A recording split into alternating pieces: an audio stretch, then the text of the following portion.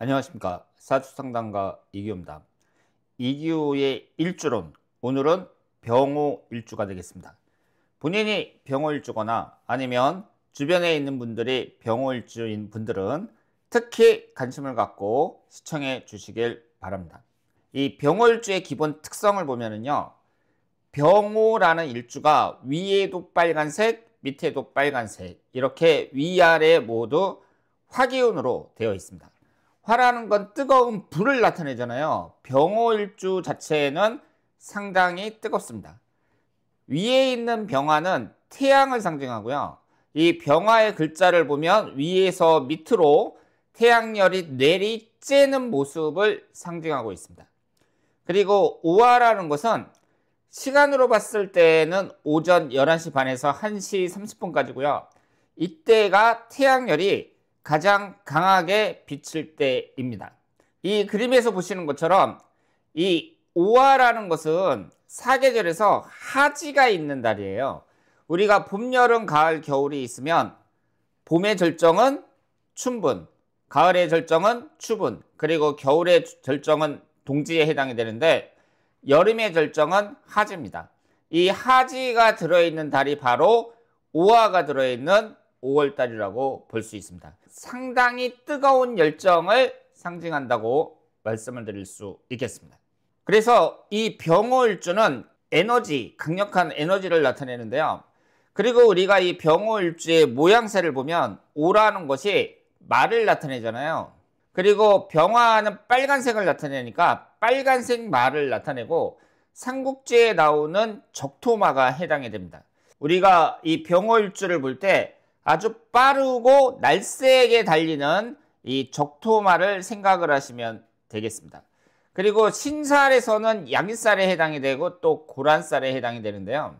양인살이라는 것은 양의 목을 칼로 베는 그런 썸특한 살이라고 볼 수 있고, 이 양인살을 갖고 있는 사람들이 긍정적으로 나타날 때에는 불굴의 의지, 강한 승부욕 등으로 나타나지만 부정적인 면으로 나타날 때에는 폭력적, 후한무치, 뻔뻔함, 억지 등으로 나타나는 경우가 많이 있습니다.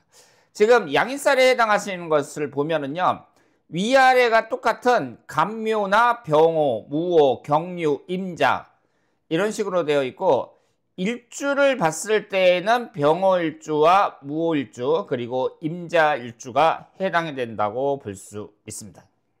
그리고 고란살이라는 것은 외로운 새라는 뜻인데 부부관계에 있어서는 불리합니다. 이 고란살이 여러 가지 의미가 있는데요. 넓은 의미로 봤을 때에는 천간과 지지가 똑같은 오행으로 되어 있는 일주, 이것을 모두 고란살로 보고 있습니다. 지금 보시는 것처럼 갑인이나 을묘나 병호나 정사, 경신, 개해 이런 식으로 천간지지가 모두 똑같은 오행으로 되어 있을 경우에 고란살로 보고 있습니다. 내가 천간지지가 똑같다는 얘기는 고집이 세다는 얘기잖아요. 그래서 상대방과의 타협의 여지가 별로 없기 때문에 고란살에 해당하는 일주는 이성관계에 불리하다 이렇게 볼 수 있습니다.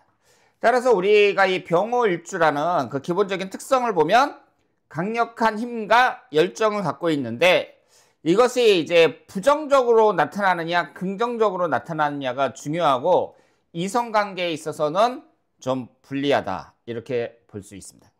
그리고 이 병호일주는 위아래가 똑같이 화기운이잖아요. 그런데 이 화기운은 수기운하고 상극관계죠. 여름하고 겨울이 서로 대척점에 있듯이 화기운과 수기운은 완전히 상극관계입니다. 그런데 이 화기운이 워낙 강하다 보니까 수기운은 약해질 수밖에 없다고 볼 수 있고요. 이 수기운이라는 것은 십성에서 관성운에 해당이 됩니다. 관성운이라는 것은 지금 여기 보시는 것처럼 일간이 화기운일 때 나를 급가는, 그러니까 불을 꺼주는 이 물이 관성운에 해당이 되는데, 나를 구속하는 규율, 규칙, 심리적인 억제력 이런 것을 나타냅니다.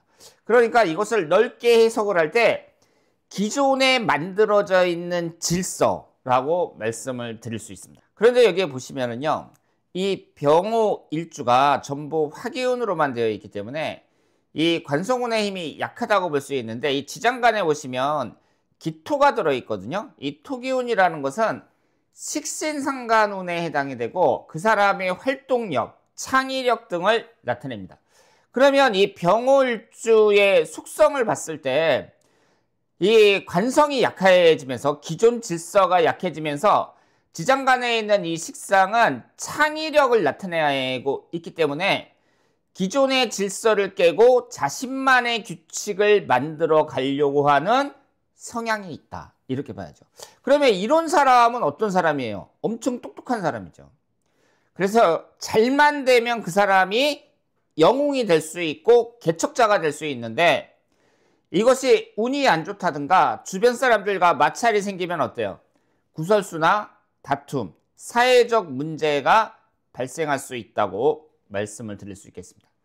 그래서 이 병월주는 자신이 열정적으로 꾸준히 노력하면서 자신의 실력을 키우고 리더십도 키우는 사람들, 이런 사람들은 사회 지도자가 될 수 있는데 그렇지 않은 경우에는 다른 사람과 다툼이 생길 수 있고 다혈질적인 성격이 나올 수 있다. 이렇게 볼 수 있습니다. 그러니까 결국 이 병월주는 어느 정도 조절이 필요하다고 볼 수 있고요. 양날의 검이라고 볼 수 있죠. 우리가 병월주 자체를 좋다 나쁘다 어떤 일주를 보고 이 일주는 무조건 좋아 무조건 나빠 이렇게 말을 할 수 없는데 특히 병월주 같은 경우는 양의 기운으로 화의 기운으로 지나치게 강한 일주이기 때문에 이것이 긍정적인 면과 부정적인 면이 확실하게 나타날 수 있다. 그래서 그 사람이 어느 정도 조절을 받는 것이 좋고 사회에서 사람들과 잘 어울리기 위해서 최대한 배려심을 발휘하고 그리고 훌륭한 사회 구성원이 되기 위해서 노력해야 되는 그런 일주라고 볼 수 있습니다.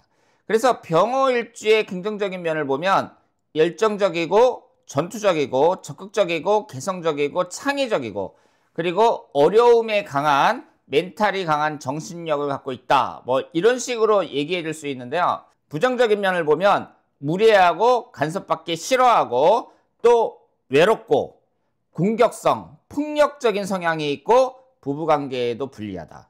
이렇게 말씀을 드릴 수 있겠습니다. 이 병월주의 남성들을 보면은요. 지금 이준혁 씨나 장혁 씨가 병월주에 해당이 되는데 지금 여기에서 보시는 것처럼 일간이 화기운인 남성의 경우에는 재성운이 여자거든요. 화기운이 극하는 게 재성운인데 이 재성운이 너무 강한 화기운에 의해서 극을 당하다 보니까 힘을 못 쓰는 거죠.